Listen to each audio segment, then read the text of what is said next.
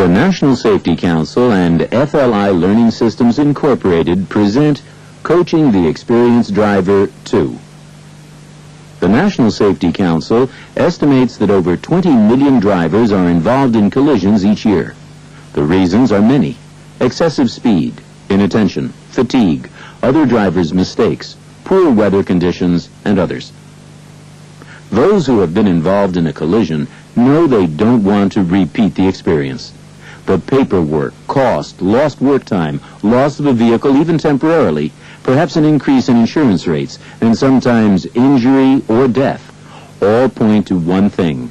It's well worth it to try to prevent collisions from occurring in the first place. The objective of this course is to introduce practical driving techniques that will help you, an experienced driver, stay out of collisions. Because of your driving experience, you will be asked to play an active role throughout the course. You'll be watching 4 video segments, applying the information to response book exercises, and discussing your conclusions with the rest of the group. Since this is not a lecture course, it's up to you to contribute to the discussions and make the program a success. As an experienced driver, you're already familiar with basic defensive driving principles. This course is designed to remind you of driving skills you may have forgotten, and to introduce new techniques that will help fine-tune your safe driving skills. Each of these concepts require you to take an active role in your driving, concentrating your attention directly on the driving task. Pre-trip safety issues.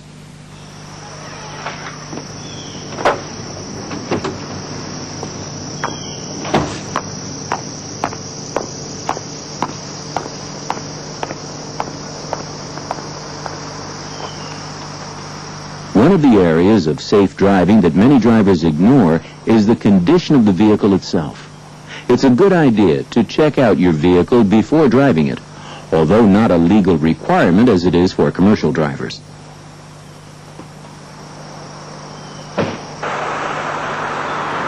Don't wait for a breakdown on the road to convince you of its importance.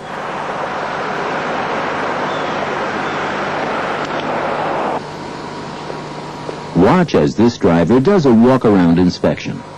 First, he secures any loose items, like the briefcase, that might interfere with his driving or become flying objects in a sudden stop. And he puts his raincoat where it will not block his vision.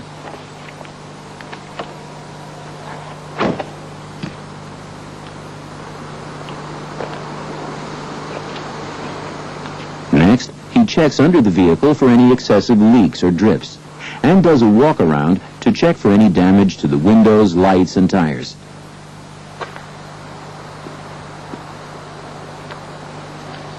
If a tire seems low, he should check it with a gauge or have it checked at the nearest service station.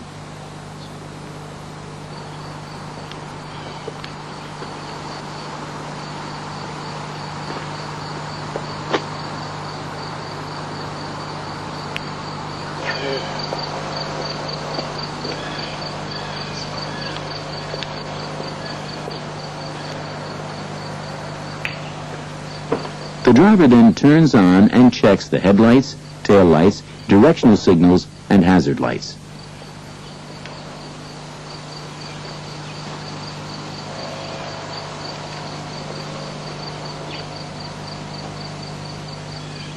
In addition to checking your vehicle out each day, each time you fill up the tank, or at least once a week, check the oil and other fluid levels, and have your vehicle serviced regularly as recommended by the manufacturer. Now that the vehicle is checked out, you're ready to get underway. Always start by quickly checking the adjustment of your mirrors. If someone else has been driving the vehicle, you may also have to adjust the steering wheel and the seat.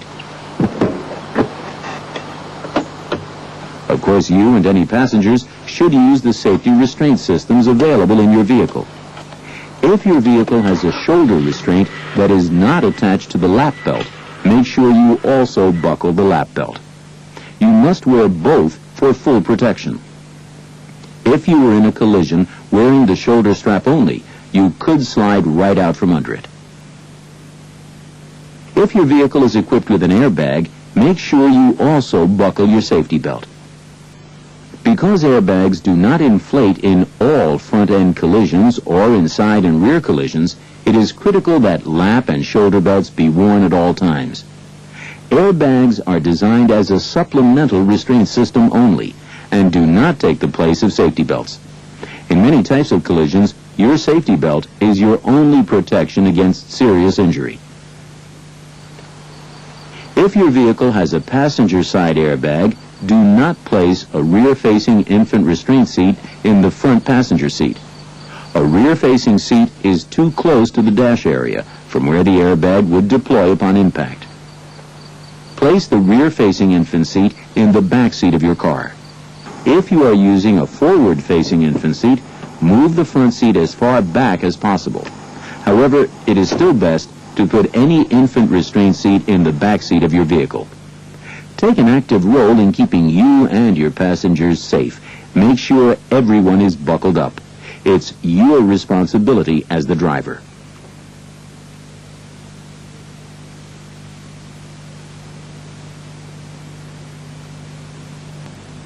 Critical elements. Often in post-collision investigation data, drivers involved blame the other driver. However, regardless of where the legal blame is ultimately placed, a driver's objective should be to stay out of collisions, even if that means compensating for other drivers' mistakes. The National Safety Council's definition of a preventable collision highlights this principle. How would you complete the definition?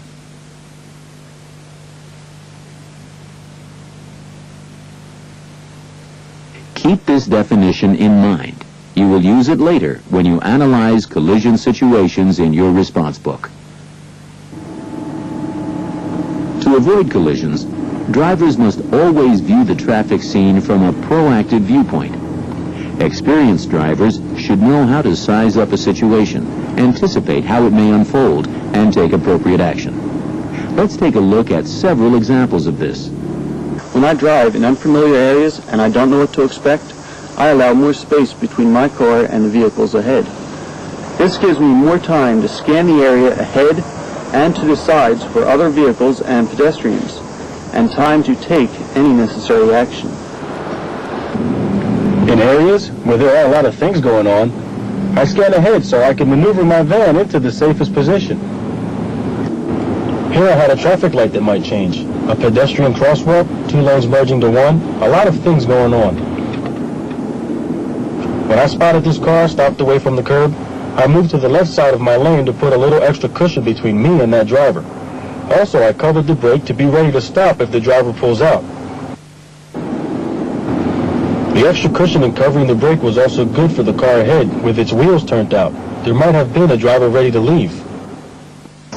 I'm in sales, so I spend a lot of time on the road. I've learned that it's in my best interest to keep away from the other drivers as much as possible. Most drivers stay right with the traffic flow, but I don't like to get boxed in. I try to keep a cushion of safety around my car because it allows me to read the traffic situation a lot better. I don't take anything for granted. A couple of years ago, I read that you should establish eye contact with other drivers and pedestrians. Eye contact sounds like a good idea, but it's no guarantee. For example, a jaywalker might look right at you, but still go ahead and cross in front of you.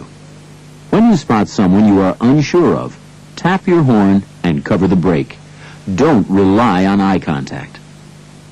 All of these drivers were taking an active role in their driving, analyzing the situation ahead and determining what action to take. The specific technique that allows them the time to do this is maintaining a cushion of safety around the vehicle, to the front, back, and sides. The most critical area of your cushion of safety, and the area over which you have the most control, is in front of your vehicle. Several points to remember. 1. Always scan your path ahead. This gives you time to adjust your speed, change lanes, or even stop if necessary to maintain your cushion of safety. In congested areas, scan about 12 to 15 seconds ahead, which would be about 1 to 1.5 blocks. On open roadways, you should scan about 12 to 15 seconds ahead, which would be about a quarter of a mile. 2. Always keep a safe distance behind the driver ahead. When following someone, try to keep at least 2 seconds behind the vehicle. If you are forced to travel behind an oversized vehicle, such as this truck, stay back a bit farther so you can see around the vehicle. Anytime you can't see 12 to 15 seconds down the road, try to change positions so you can get a better view. If you follow too closely, you will have only the vehicle's brake lights, if working, to tip you off about what's happening ahead. In ideal conditions, at least a 2-second following distance is recommended. For those of you unfamiliar with this technique, here's how you check your following distance. Pick out a stationary object ahead, such as this railroad overpass. When the back of the vehicle in front of you reaches the shadow under the overpass, start counting. 1001, 1002. If you are able to count the 2 seconds before reaching the shadow, you are maintaining at least a 2-second following distance. If you haven't been using the 2-second following distance rule, you may be thinking, if I stay at least 2 seconds behind the vehicle in front, someone will constantly be trying to cut in front of me. If this is what you were thinking, consider a couple of things. First, take an active role by trying the 2-second rule. Second, note that drivers who cut in front usually cut right back out. How practical is the 2-second rule on a very busy highway like this one? Is it easy to follow? Not always. But this driver took an active role in trying to keep a safe following distance. Look at the drivers in the left lane. With the cement barrier to their left and heavy traffic on their right, what would they do if one of the drivers in front had to panic brake? Driving at speed without a safe following distance is not only stressful, but it sets up the potential for a massive chain collision. Also, many drivers who think they can't keep a 2-second following distance visualize the following distance they would need at 50 miles per hour. It looks a lot different at lower speeds. Remember, as your speed decreases, the 2-second distance also decreases.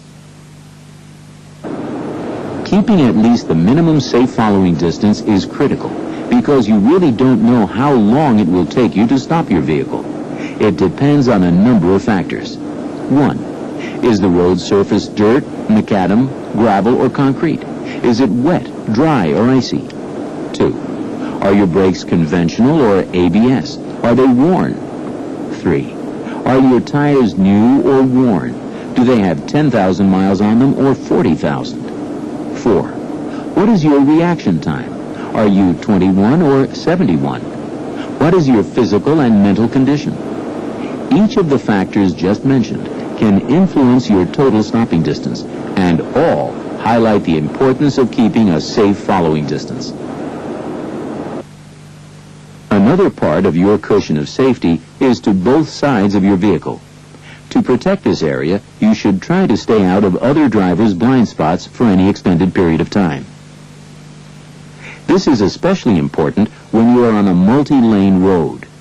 Here, the driver to your left may not see you in his rear or side mirrors. A good way to tell if you are in his blind spot is to look for his inside mirror. If you can't see it, you are probably in his blind spot. This is an important concept because if, for any reason, the driver were to make a quick move toward your lane without checking over his shoulder, you might be involved in a collision. To avoid this situation, adjust your speed to move out of the other driver's blind spot. Knowing what is around you helps to determine where you could steer in an emergency, your escape lane, so to speak. This means you must be aware of any vehicles in your blind spots. Although today's mirrors minimize the size of blind spots, they do not eliminate them completely. The only way to know that vehicles are in your blind spots is to catch them in your mirrors as they move into the blind spots. If you don't already do this, practice checking your mirrors every 3 to 5 seconds. After a while, it will become a habit. Before you change lanes, it's also a good idea to lean in your seat to change the sight angle in your mirrors. Try it, and you will see how it increases the view in your side mirrors. In addition, as a final check, glance over your shoulders.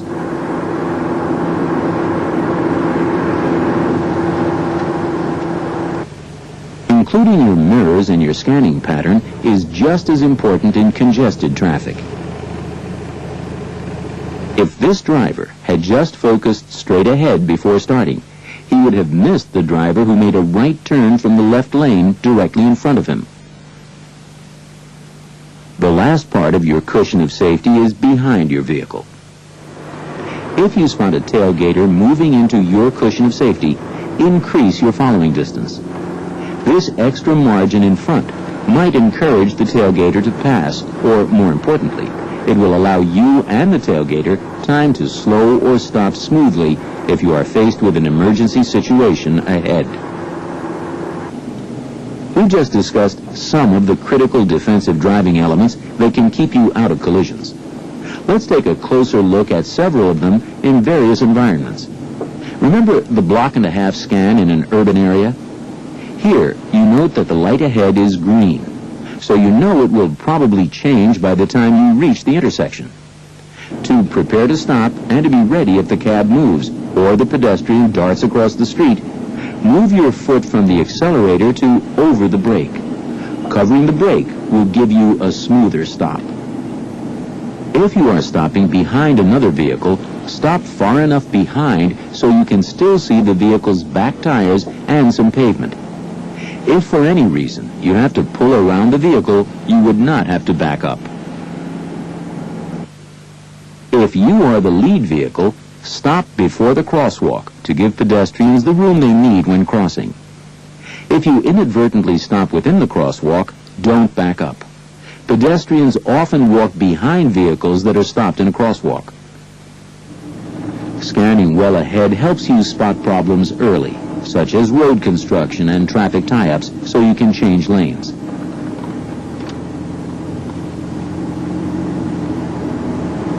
On this street, your scan ahead has spotted a construction site, giving you time to change lanes to avoid getting trapped behind it.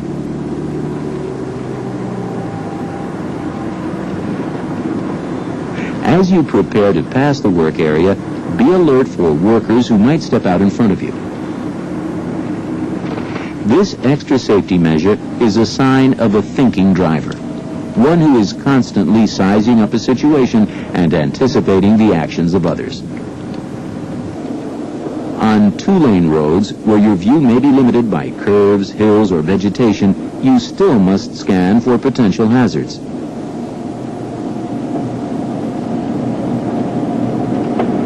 Hidden roads and driveways, slow-moving vehicles, and oncoming traffic are just a few of the hazards common on two-lane roads. All of them make passing more dangerous than on multi-lane highways. If you decide to pass on a two-lane road, make sure you are on a straightaway and that the area is not in a no-passing zone. Scan 12 to 15 seconds ahead and proceed to pass only if you have adequate space to pass safely. Pass only one vehicle at a time.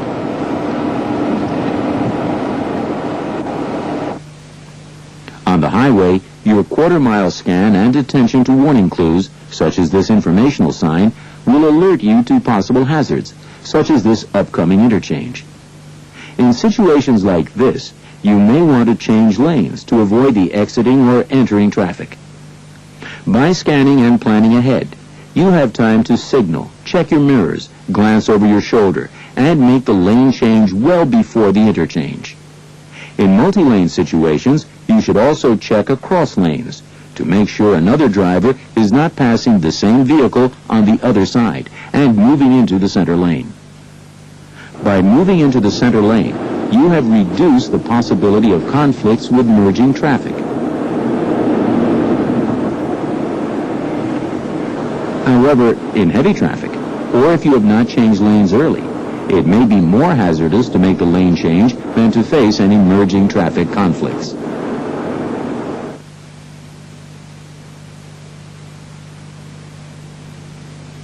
Special conditions. Adverse weather. Experienced drivers have learned that driving is pretty unpredictable. Rarely are conditions ideal, so drivers have to constantly be ready to adapt to change when it occurs. One condition that can really test the experienced driver is wet weather. When it's raining or snowing, turn your low beams on in addition to your windshield wipers, even in daylight hours, to make yourself more visible to others. In some states, this is the law. Other safety factors to consider in wet weather are your following and stopping distances. It's a fact that it will take your vehicle longer to stop on wet roads, so it's important to increase your following distance. This will enable you to stop more smoothly if necessary.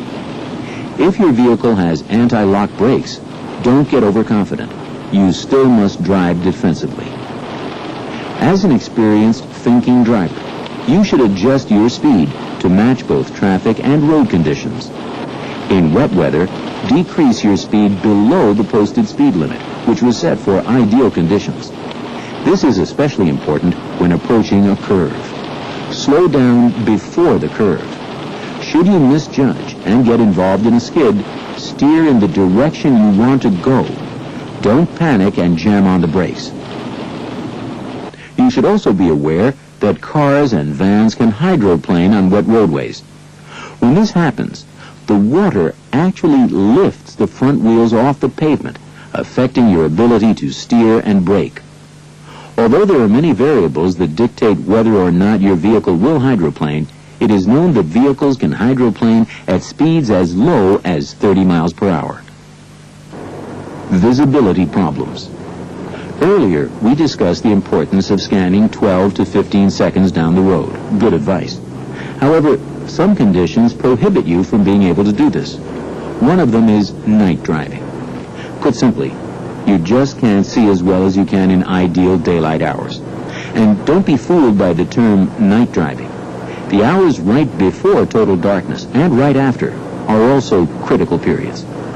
You can make yourself more visible by turning your headlights on early and using your high beams when safe and legal to do so. If you find that other drivers are blinking their lights at you because you forget to lower your high beams, this may be an indication that you are not alert and are really too tired to be driving. It is also important to remember that headlights shine straight ahead, not around curves. It is especially important to slow down before entering a curve or going over the crest of a hill, since you will have less warning of upcoming hazards than during daylight hours. Remember, you must be able to stop within your sight distance. At night, you should also be on the lookout for other motorists who are driving abnormally, either too fast or too slow for conditions, making wide turns, driving with no lights, leaving their high beams or turn signals on continuously, or weaving across the road. The driver may be under the influence of alcohol or other drugs. Do not attempt to pass the vehicle. Dropping back is the safer move. Another condition not usually discussed as a visibility problem is too much light. When the sun is bright, use your vehicle's visor to shade the sun, tilting the visor away from you. Also, especially in the fall, when the sun may seem lower in the horizon, the sun often shines directly into your vehicle. You should use your visor and sunglasses in these situations, but be certain to remove them when entering parking lots, tunnels, and other low-light areas. Long-distance scanning can even be a problem during the middle of the day. With the sun out, you may wear sunglasses to minimize the glare. On rural roads with heavy vegetation, it is common to have heavy shadows that can create rapid changes from bright to dark. You may need to remove your sunglasses just before entering an area of heavy shadows. Rural areas can present another visibility problem. With heavy vegetation, many of the normal warning devices are obscured, and at 50 miles per hour, you would be on top of this railroad crossing before you are prepared.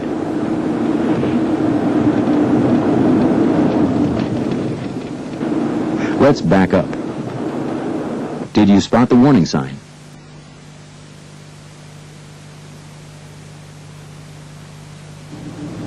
Alcohol, other drugs, and driving. As an experienced driver, you know that drinking and driving is no longer socially or legally acceptable. If you do drink alcohol, you should be aware of the legal BAC, blood alcohol content level in your state. You might be surprised by how low the acceptable level is. You can be arrested in certain cases at a lower level than that. However, regardless of what is specified as a legal BAC level, remember that charts only measure the amount of alcohol in the bloodstream, not a person's reaction to the alcohol. If you will be drinking, the safest plan is to not drive. Have a designated driver.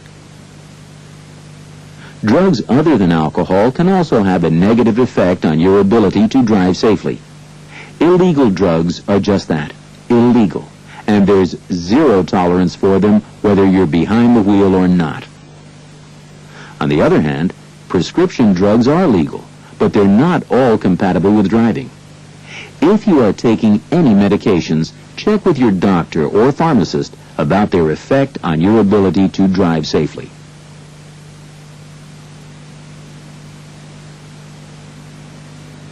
Situational driving. Parking. As you know, parking lots vary dramatically in size and shape. Perhaps because few parking lots are exactly alike, drivers tend to make up their own rules of the road when maneuvering in them. Unfortunately, this leads to plenty of low-speed collisions and near misses. Here are a few pointers to help you stay out of trouble. First, follow the same basic safety principles you would out on the road. Constantly scan for potential problems. Try to maintain a cushion of safety around your vehicle.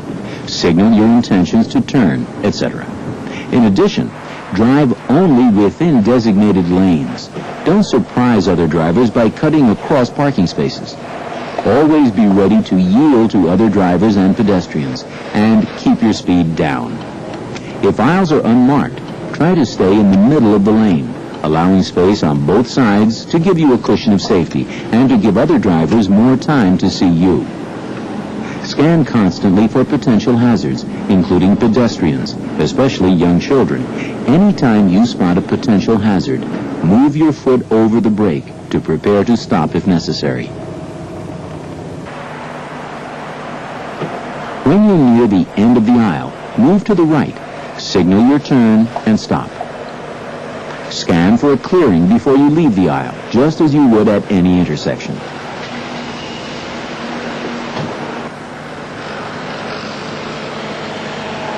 When looking for a parking space, choose a spot that is not only safe, but legal.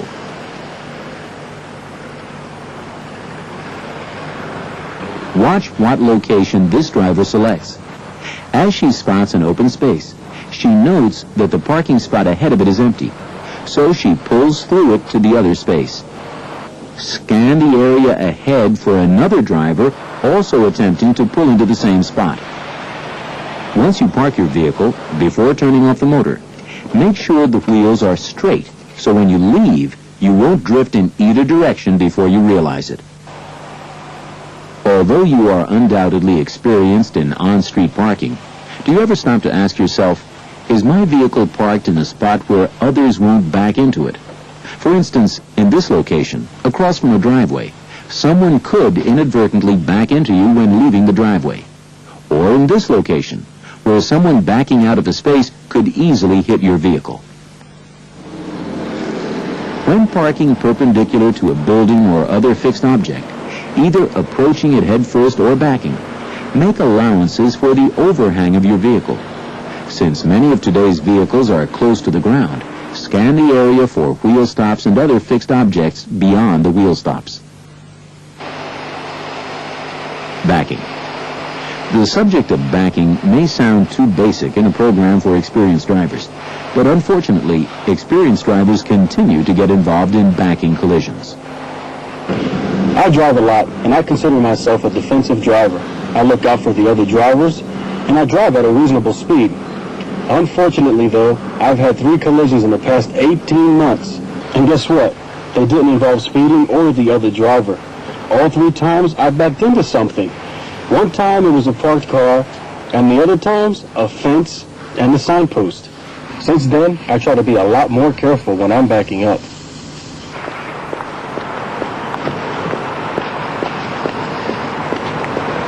Because backing can be a problem, it's logical to try to avoid backing whenever possible. However, when you must back, follow a few basic safety procedures.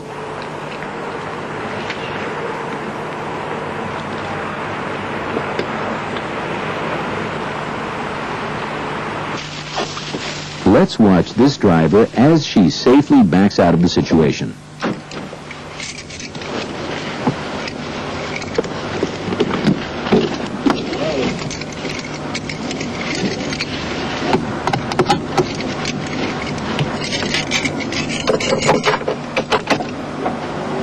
Highway, section pumps around Rockport Drive, police.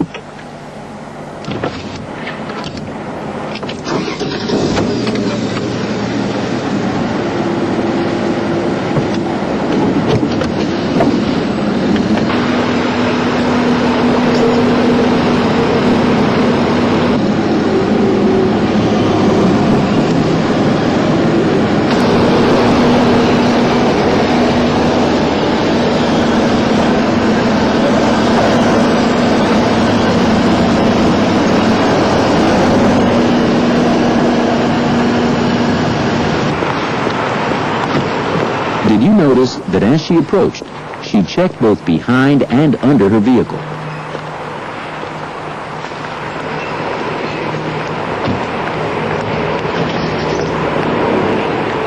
She also had her keys in her hand, ready to unlock the door.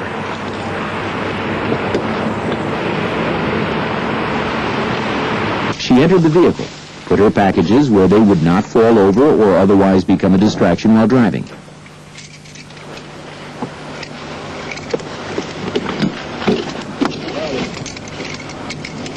Then she put her safety belt on, turned down the radio, and slightly cracked the window so she could hear any warnings. Highway, section pumps around Rockport Drive, police.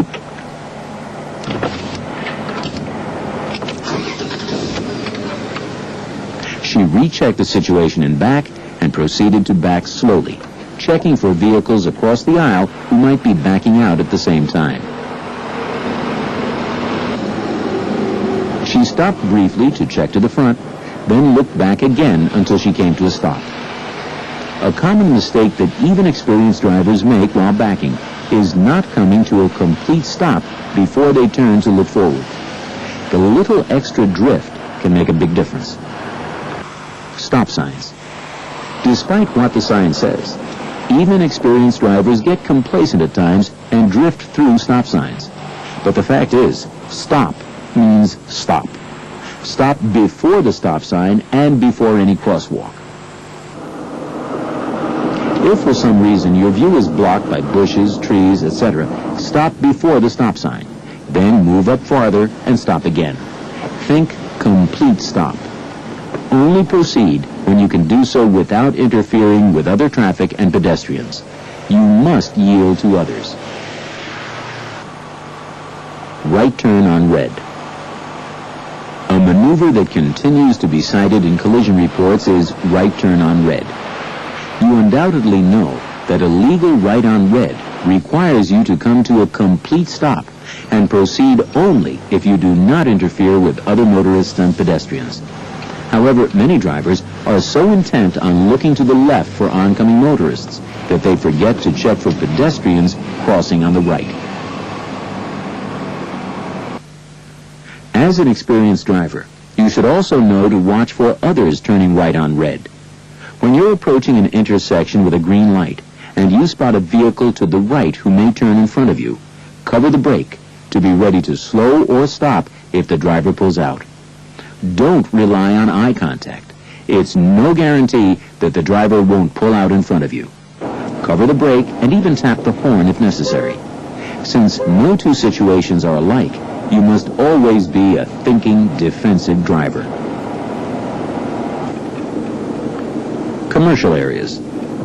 Commercial strip mall areas are often the sites of collisions because of the confusing lane markings, directional arrows, and a constant stream of vehicles entering and exiting the roadways from multiple directions.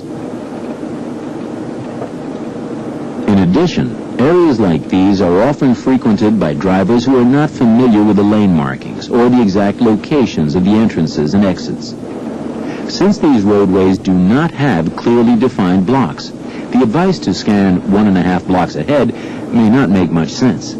Still, you must scan well ahead to track upcoming traffic lights and any potential hazards. And you must constantly be on the lookout for other drivers approaching from multiple directions.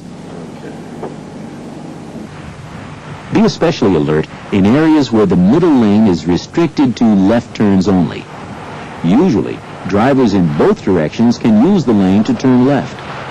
If you plan to use the lane, signal ahead and check your mirrors and over your left shoulder to make certain that no one is passing you before attempting to change lanes. You'll also have to scan for approaching drivers using the same lane who may block your approach. If you must stop and wait with your wheels straight ahead so that if you are hit from behind, you won't be pushed into oncoming traffic. This wheels straight advice also applies when turning left at intersections or other areas where you must move across lanes. Experienced drivers like yourselves are already well familiar with the basics of driving. Unfortunately, as collision reports indicate, experience alone doesn't keep you out of trouble.